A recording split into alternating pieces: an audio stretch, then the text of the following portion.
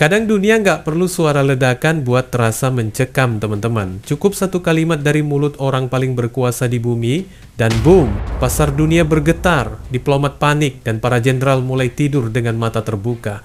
Minggu ini, yang bikin jagat politik panas bukan peluncuran rudal, tapi peluncuran omongan. Dan yang ngomong, ya siapa lagi kalau bukan Donald Trump. Jadi ceritanya, si Trump lagi terbang naik Air Force One, santai aja, terus nyeletuk. Kalau Rusia nggak juga berhenti ngegas di Ukraina, dia bisa aja kirim rudal Tomahawk ke Kiev. Gaya ngomongnya tuh kayak lagi ngerayu tapi ngancem. Dan lu tahu kan, kalau Trump udah ngomong bisa aja, itu bukan cuma basa-basi politik.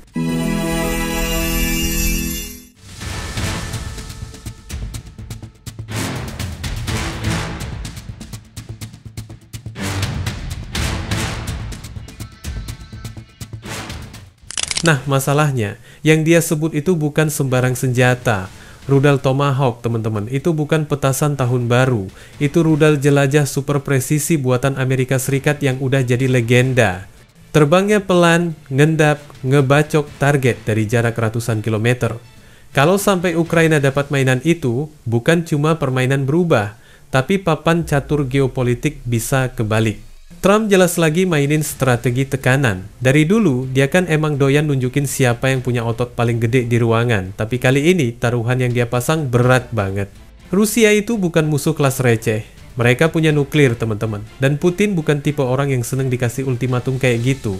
Moskow langsung gerah.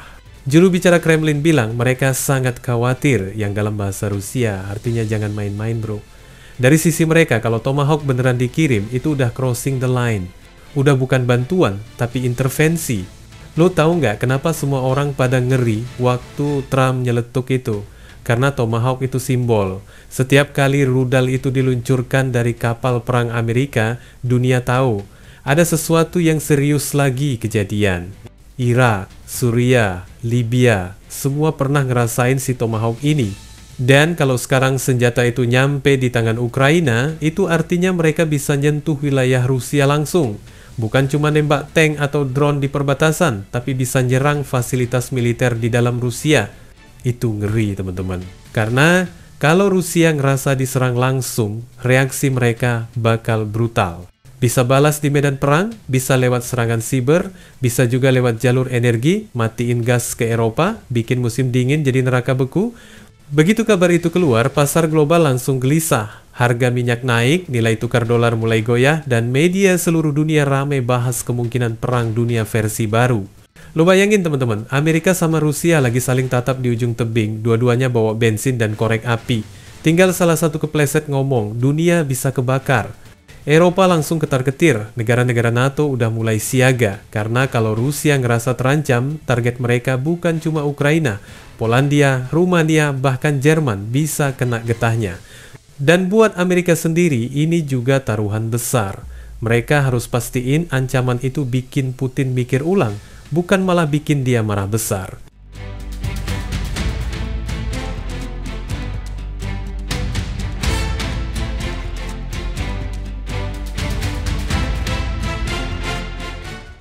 Sekarang coba lu bayangin posisi Putin. Dari awal perang, dia selalu bilang ini soal mempertahankan keamanan Rusia. Tapi sekarang, kalau tiba-tiba Ukraina dikasih senjata yang bisa nyerang jantung Moskow, ya logika pertahanannya langsung jungkir balik. Dia bisa aja bilang ke rakyatnya, tuh kan Amerika mau perang sama kita, dan boom, persetujuan publik buat eskalasi naik gila-gilaan. Rusia itu negara yang kalau udah merasa terpojok, biasanya malah nekat. Mereka punya sejarah panjang soal itu. Dan di situ letak bahayanya. Ancaman Tomahawk bisa bikin Putin makin agresif, bukan mundur. Ada kemungkinan dia bakal kirim rudal hipersonik ke Ukraina sebagai pesan balasan.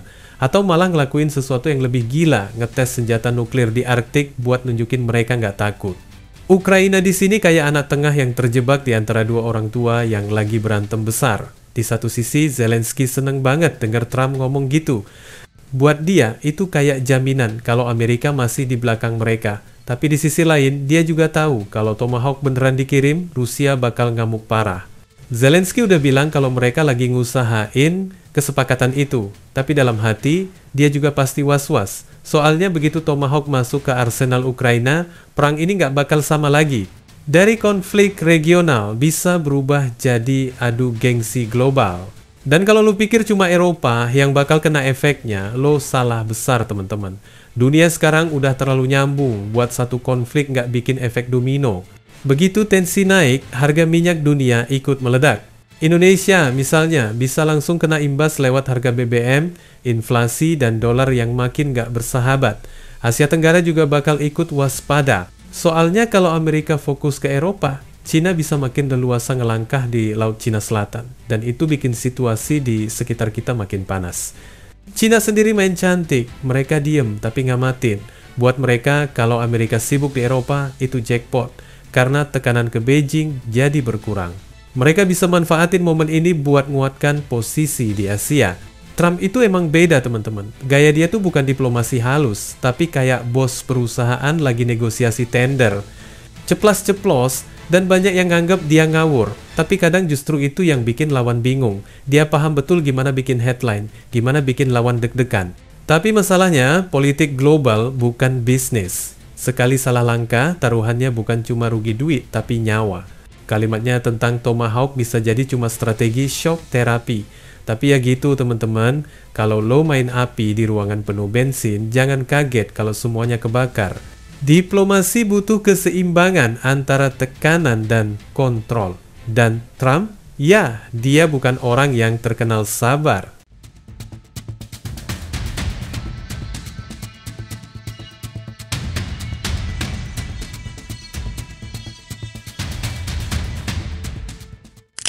Sekarang dunia lagi kayak berdiri di ujung pisau teman-teman. Semua pihak tegang tapi pura-pura tenang. Amerika pengen Rusia berhenti. Rusia pengen Amerika mundur. Ukraina pengen dukungan. NATO pengen stabilitas. Dan kita semua cuma pengen harga bensin gak naik lagi.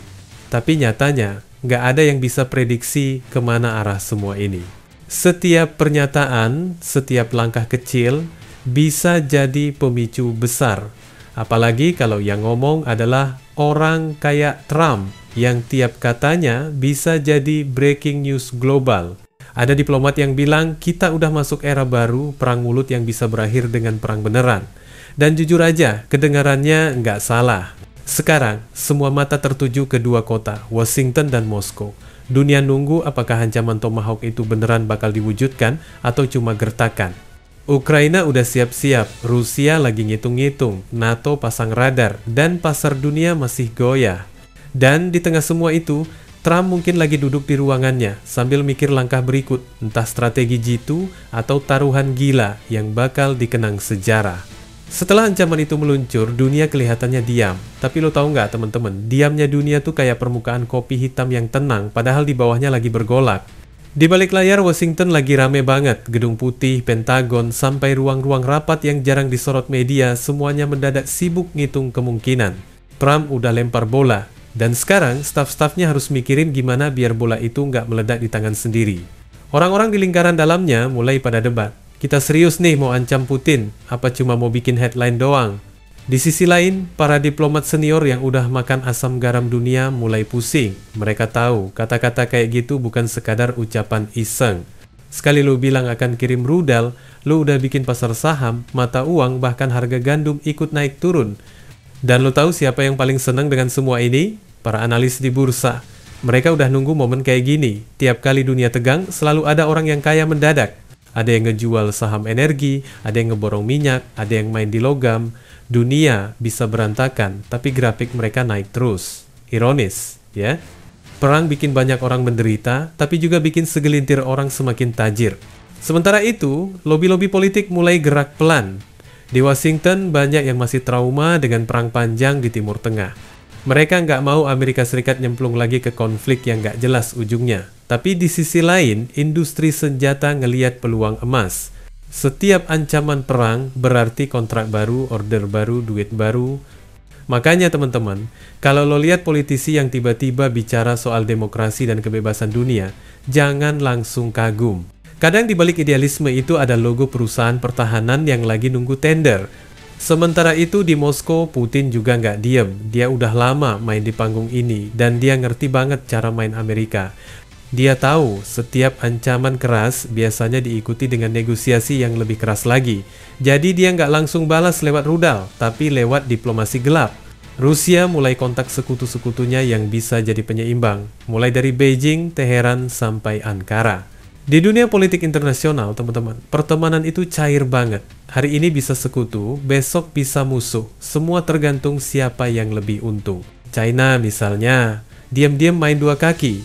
Di depan publik mereka bilang pengen damai, tapi di balik layar mereka ngatur langkah supaya kalau Amerika sibuk di Eropa, Asia bisa mereka genggam lebih erat. Ini permainan panjang, semua negara besar punya agenda masing-masing, dan Ukraina cuma jadi papan permainan di tengah meja. Yang menarik, di tengah kekacauan itu, media juga mulai memutar arah. Setiap berita jadi alat, setiap headline punya tujuan. Ada media yang sengaja ngeblow up ancaman Trump supaya tekanan ke Rusia makin besar. Ada juga yang sengaja ngasih angle kalau Trump terlalu agresif, supaya publik Amerika mulai ragu. Di sini, teman-teman, perang opini sama pentingnya kayak perang di medan. Dan lo tahu kan, era sekarang, yang nguasain narasi berarti nguasain realitas. Lobi-lobi Eropa juga mulai panas. Di Brussels, para pejabat NATO mulai pada rapat darurat. Mereka nggak mau perang besar, tapi juga nggak bisa kelihatan lemah di depan Amerika. Akhirnya semua mulai ngomongin jalan tengah, yang artinya kita tahan dulu, tapi siap-siap kalau situasi makin gila. Di sisi lain, negara-negara yang ekonominya lagi ngos-ngosan mulai panik. Harga gas sudah tinggi, listrik mahal, dan rakyat mulai protes. Jadi mereka butuh perdamaian, tapi nggak berani ngomong keras karena takut disalahin. Diplomasi sekarang kayak sandiwara, teman-teman. Semua pura-pura kalem, padahal dalam hati mereka juga takut dunia kebakar. Trump sendiri, dibalik tampilannya yang kayak nggak bisa ditebak, sebenarnya ngerti banget cara mainin ekonomi global. Dia tahu cukup bikin pasar goyah sedikit dan dunia bakal nyimak setiap langkahnya. Lu bayangin aja, satu ancaman dari mulutnya bisa bikin Moskow harus negosiasi ulang kontrak gas, Beijing harus kalkulasi ulang ekspor, dan Eropa harus revisi anggaran pertahanan. Semua itu tanpa satu peluru pun ditembakkan. Itu kekuatan retorika politik di abad ini, teman-teman, senjata tanpa mesiu. Dan lo tahu, teman-teman, yang paling absurd, semua keputusan besar itu nggak pernah diambil di ruang perang. Biasanya diambil di ruang makan, di sela-sela pertemuan, kadang sambil pegang segelas anggur. Dunia ini kadang disetir bukan sama orang paling bijak, tapi sama orang yang duduk paling dekat dengan kekuasaan. Makanya kalau lu lihat berita besar besok pagi, ingat aja, sebelum headline itu keluar, ada lusinan pertemuan kecil yang isinya cuma orang-orang saling bisik, tuker janji, tuker kepentingan. Politik luar negeri itu kayak poker meja tinggi, semua pasang muka tenang, tapi tangan mereka gemetar di bawah meja.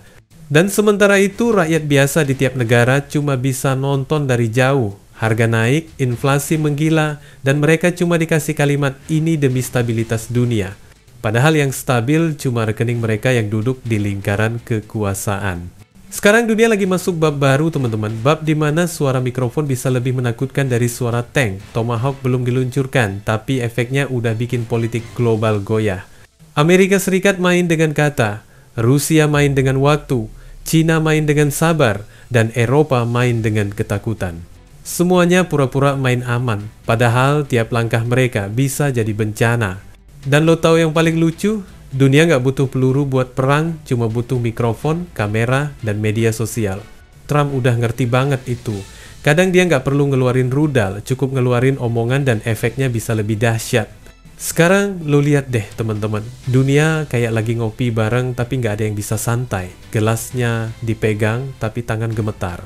Karena semua sadar, satu kata salah, satu langkah salah, dan semua bisa meledak bukan karena perang, tapi karena ego. Dan mungkin di antara semua drama politik ini, cuma satu hal yang benar-benar pasti. Nggak ada yang benar-benar ngerti siapa yang lagi menang.